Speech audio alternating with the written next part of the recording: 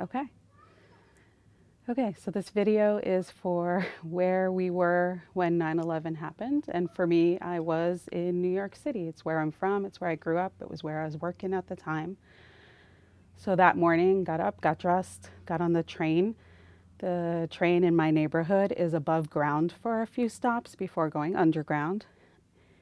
A note, if you are on a New York City subway and you get a seat, you don't get up no matter what, which is what happened on September 11th. I had a seat on the train. I was playing a game on my phone, and I hear the conductor say that due to a disturbance in downtown, we will be stopping this train at Canal Street and we will not be going any farther. He said if we looked out of our window, we could see something happening. I didn't care. I wasn't going downtown. I wasn't even going as far as Canal Street. But people started looking out the window and they start saying, "Oh my God, holy shit, oh my God." And at that point, I said, maybe I should get up and look out the window. And when I did, I saw that one of the towers was on fire and the smoke was just billowing. And we sat there, all of us looking out the window, a bunch of strangers trying to determine if it was just the one tower or if it was both. We had concluded that it was the one tower. And no sooner had we said that the other one exploded. And at this point, this is when my train went underground. So we all just sat there shell-shocked, not knowing what was happening. I got off a couple of stops later. I was working in a library at the time. We were having a children's meeting. I go to work just because I don't know what else is there to do, because again, we didn't know what was happening at that point. A couple of friends of mine were sending me texts. I kept leaving the meeting I was in, and they were giving me updates telling me to get out of the city. The library at the time just kept going on with business as usual. And eventually I got into an argument with one of the people, telling them that they needed to tell the people in the meeting that there's something happening and we need to go.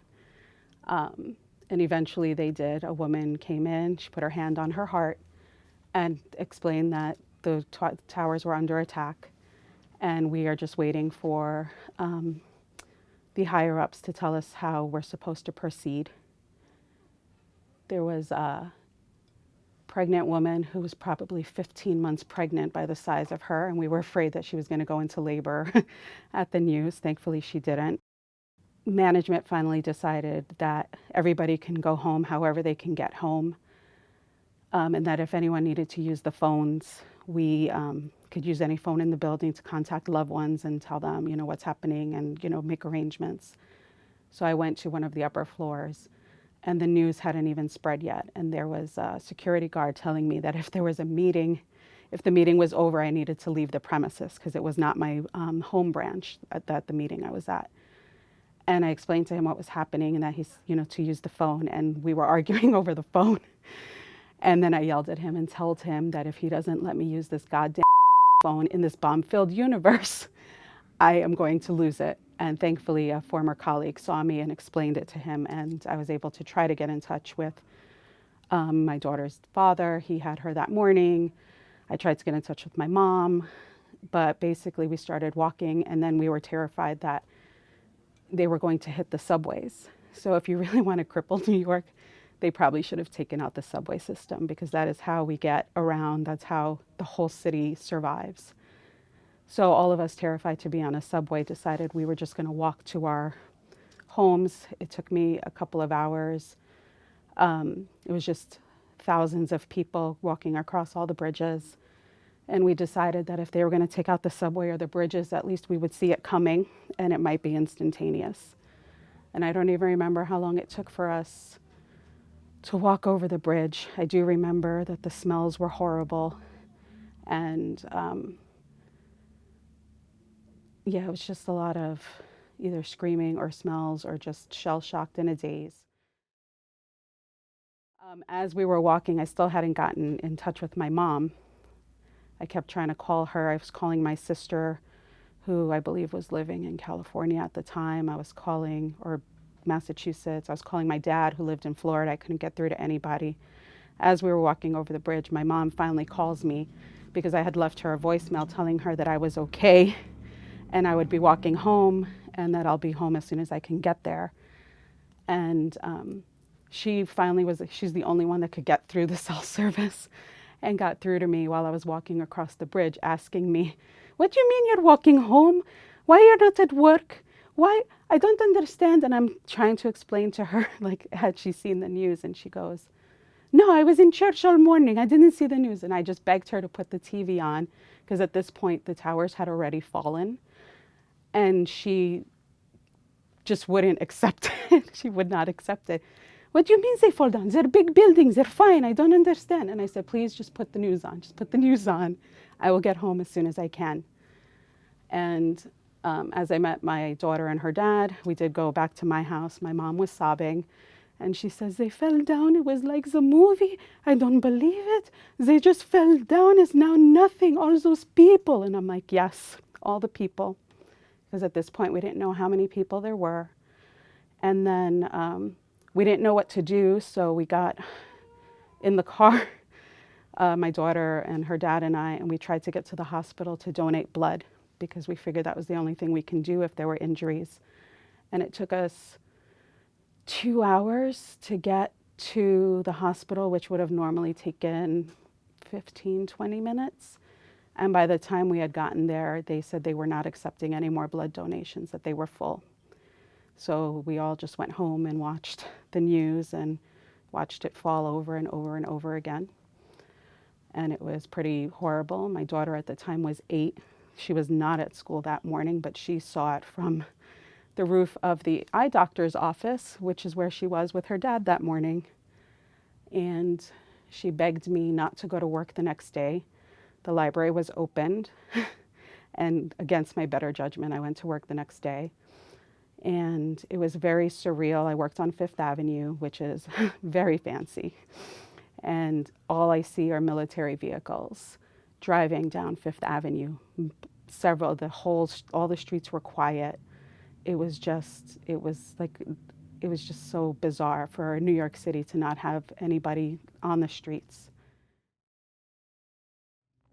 I bought newspapers, I bought postcards. I kept them for a while, but I ended up getting rid of them because I just couldn't keep them in my house. And then, we finally knew what was happening. They started piecing it all together. And it turns out basically anyone in New York City either knows someone who had died or knows someone who died. So for me, it was a guy that I used to know from high school. His name was Frank Mancini. He was lovely. And he was in the tower on one of the upper floors.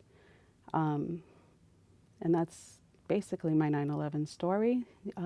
It basically changed the way I live, the way I work, the way I think, the way we navigate the world.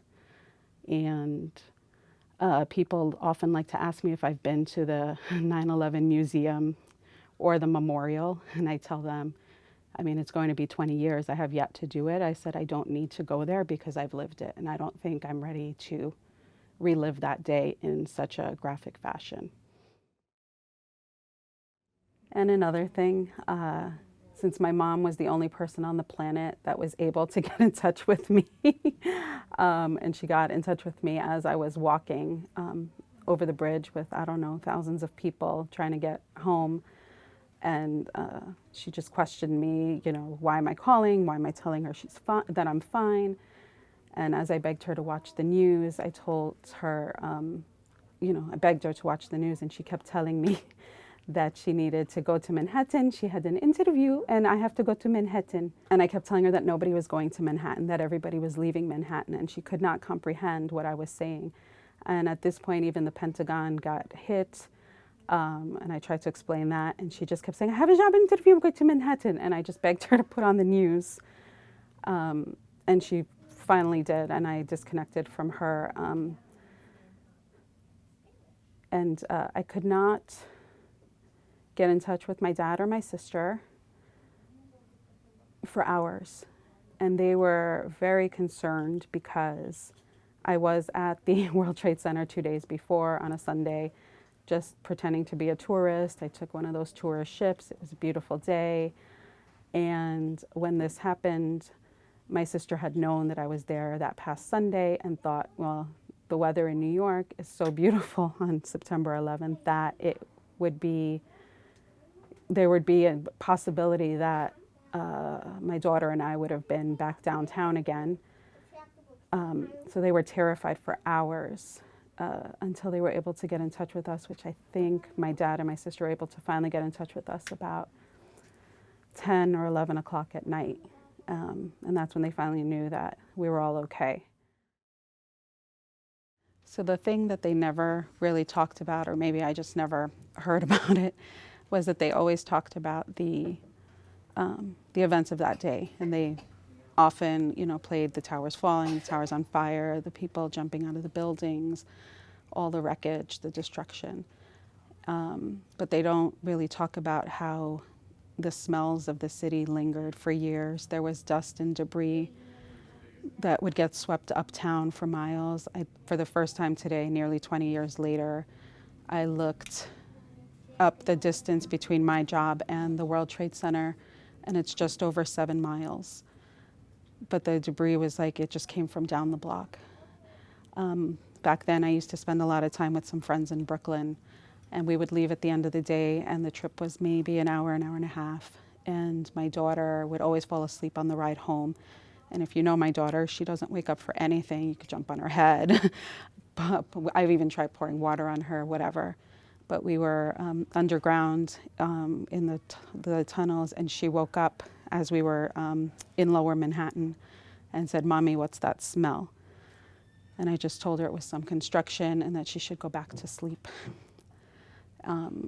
So they don't talk about that, but that was probably November or December that year, probably sometime between Thanksgiving and Christmas. So it's just very strange to, they just limit it to the one day. And for a lot of people, that day is everything. But for those of us that lived in the city, it is that day and the future. And I couldn't even tell you when I stopped smelling it or when the debris stopped. I think it just vanished one day, months later.